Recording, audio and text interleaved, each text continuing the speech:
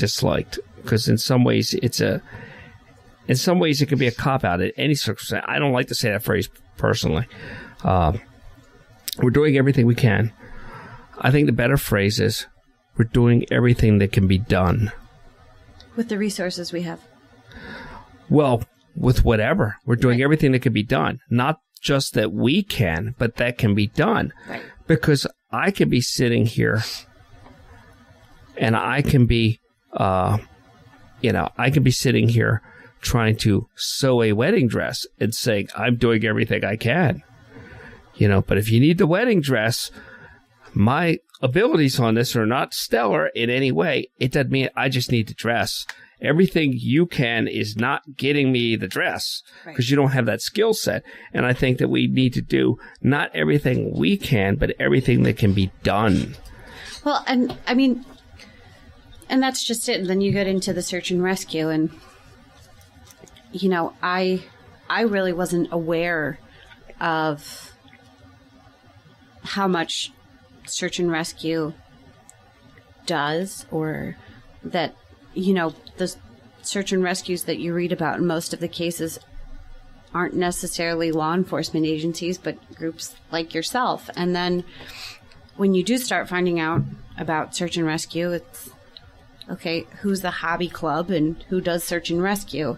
And I know that in law enforcement's defense, I know that they do go up against... Oh, absolutely. They go up against crazy people from the community who just want to call and ask questions and be nosy and give false information, and they think they're being helpful. And B, search and rescue groups who one of them has a plot hound and one of them has a bloodhound, and they've got some really nice environmental wear or whatever. And well, they've got stickers all over the cars, and they say, my dog can find a pork chop and a bag of hammers, so I think we'd be good on this case. But then you ask them what cases they've been involved in, and it's like, well, one time when I was in Boy Scouts, we, found missing Eddie down by the river. Yeah. Right. Yeah. And in their defense, when I talked to the lieutenant that you put me in touch with, he said, yeah, I remember you guys, and I worked with you guys twice or whatever, and I am embarrassed to say I didn't remember them because I'm always running around.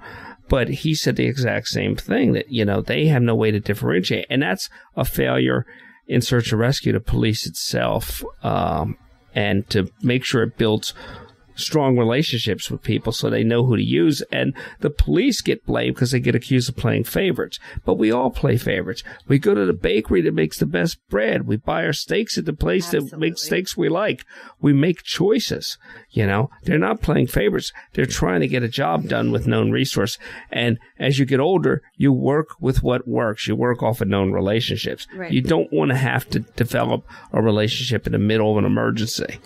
Right. And that's, one of the other things that I've learned in this is how vital search and rescue is to actually finding missing persons. Because, it's not necessarily something that the state police does all the time, or any police department for that matter does all the time. And you guys do it all the time. And so, I don't know. I've also been thinking about how those relationships get better too, and how there's not so much of a hurdle jumping into, okay, well, we have a search and rescue who's willing to search. Okay, well, we need them to ask so their insurance covers it, and all of the politics that go along with that. Right, because it turns very often, and it'll turn into two people fighting over something, standing back to back. I'm not going to apologize till you apologize. Right. And it just turns into nonsense, which I run everything through the filter in my head of how does what we're doing right now benefit the missing person? Right.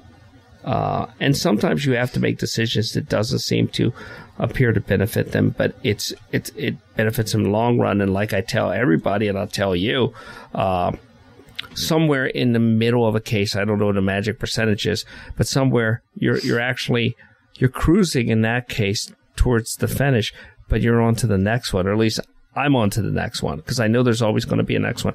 Most of the people that get involved for a case are involved for one case. They're one-trick ponies. And that's fine, because this should never happen to anybody twice. But it does happen twice. It happens constantly. And it's happening more because as our society is more connected, we're less in touch. Or more in touch, we're less connected. Well, one or the other. We just do not keep track of each other. There's this thing where, again, millennials are going out and they just lose track of each other and leave somebody, and a person turns up. We never did that when I was growing up. We never did that. We would go back for the most annoying person, you know? It's not like, oh, he's going to make it home. It's only 4 miles from here. He'll jog home, you know? I remember one instance where my friends, we were somewhere and something happened. I shall go into no details, but I got separated from them and they left me. And they came back when they realized what was going on. I was no longer there because I'm heading out. I'm on the move. But when we finally hooked up, it was like, what the heck? And like, we came back. You were on the move. And we couldn't find you. But it's not like this thing where they'll separate and they'll say, you know, hey, what happened to Bob? Did anybody hear from him yesterday? And I don't even understand that. That gives such a head start on just this whole missing person incident. And the oldest thing in missing persons is there's an old saying that say missing person incidents are true mysteries. And they are, because you don't know who's involved, why they're involved, how they're involved, where it happened, when it happened, how it happened, what happened, why it happened. And sometimes you don't even know if it happened. Right. You know, you've got, with a fire, you've got smoke coming out of a building. With a shooting, you've got a body, you've got bullet cases. Missing person, you've just got somebody who isn't where they're supposed to be. Right. You don't know if they're alive, if they're dead. You don't know if they want to be missing, if they don't want to be missing. You don't know the person that reported it, what their involvement is in it, you know, where they're coming at from, and you're figuring out so much. Right. And it's from nothing. And then you've got this whole thing, even in the best cases, when we come in and we do our thing, I have to get to know you in 45 minutes or so. And I have to get to know the real you. And no one's loved ones and spouses know the real them. Because the real you is stuck in time. Everybody has, your parents may know you from 13, and that's their snapshot. And people that, different things, you know, and they have different snapshots. But then there's the real, like I remember a case where we asked a simple question, is your son outdoorsy? Does he like the outdoors? Does he climb? No, he's got a messed up leg. He doesn't do any outdoor stuff. Open his closet up, and there's skis. He's got a mountain bike. He's got rollerblades. Like, okay, I can't go with the accuracy of anything they're saying. There's a disconnect. It's not deceit or anything like that. There's just a disconnect. We all have that disconnect because we all see people in a certain light. Well, in a missing person incident, all we need is raw truth. We just need every truth about that person. And it's not used to judge them. It's used to decide which direction to go in, you know. And if by some miracle, like I keep saying, if somebody's connected to this in any way, or they think they saw something, let us know. If by some miracle that Anna just needed to run away from her life and she needed some space, then she should just reach out to somebody and tell them that she's fine. Send a message to someone you trust and tell them that you're fine. And that'll take a little of the pressure off your family and loved ones. Not all of it, but a little bit. And that'll help, you know. In many cases like this, what can take some of the pressure off is finding a note that gives some guidance as to someone making their own decision. Some note, some clue that points people in a direction that gives them, that takes some of the mystery out of it and takes some of the pressure off. So any little thing can help. But I mean, you've done a lot of stuff. You've learned a lot. Like you said, you're not techie, but you learn real quick. You know, you adapt to the situation real quick. And I saw, when I saw the people that were involved in this, there was a lot of heart. There was a lot of passion. But you were kind of the focus You know, they didn't have the focus. They had the drive, they had the passion, they had the emotion, but you're almost the perfect person because you didn't know her. I didn't. But you feel for the situation. And I quit my job a few weeks before I decided that I was going to step up and sort of head this and organize it and push it. So all of the passion and energy and drive I put into working way too many hours a week in a job that I probably didn't particularly care for went into all of this and learning it and figuring out, you know, MailChimp was my new software at my new job. And it was something that I couldn't sit back and not get involved with because it shouldn't have happened, and it shouldn't be this long that she's missing, and it shouldn't be this long that there's really no new leads. There's really no new news. There's really how much is really happening. And, you know, praying is good and Facebook likes are good and sharing the message on Facebook's great. But I think that doing is great too. And I'm a firm believer I can sit around and complain about politics or this person or that person, or I can complain about that we have no agency that helps missing people or their families. But I could also do something. And there are too many able-bodied people that are praying instead of doing. And that's a problem I have. There's some people that just are going to pray. You know, they don't have the physical abilities. They don't have the financial abilities. They don't have the time now to focus on whatever. But I think there's so many people that just, they compete to over-emote to things, and they just go through different things. But it's like, that's good, but I'll take 10 people that are willing to put boots on the ground any day, because that's what solves a problem.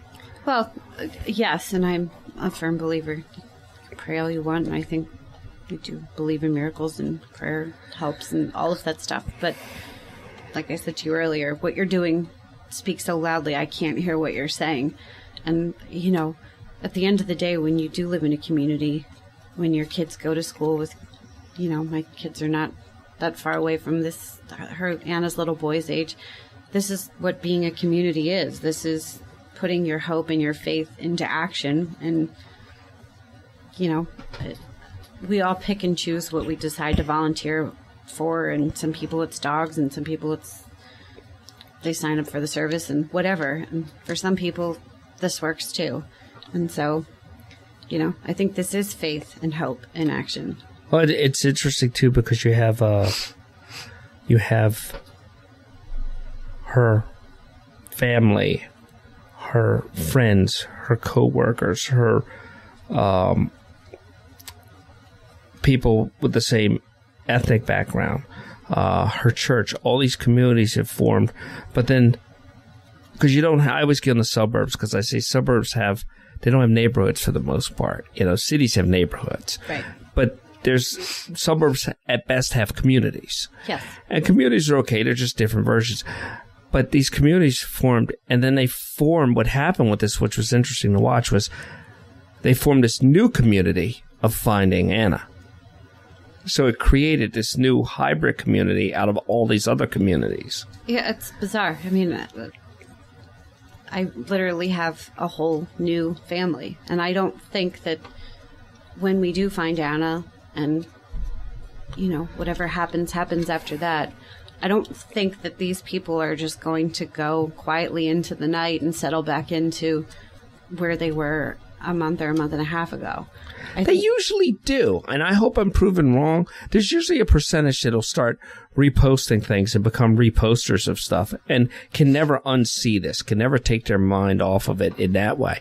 But as far as actually doing it and going out and actively doing it, that's very rare. And I hope I'm proven wrong, because this group's been different than others. I don't necessarily think that everybody would, but I think that there are enough people in our group. First of all, Charlestown Township needs a police department. I think there are enough people who would politic for that. You know, the missing persons thing, how it's handled, and having some sort of social service intermediary, whatever you want to call it, liaison in between the state police, the families. I think there are enough people who would want to do that. Well, I've been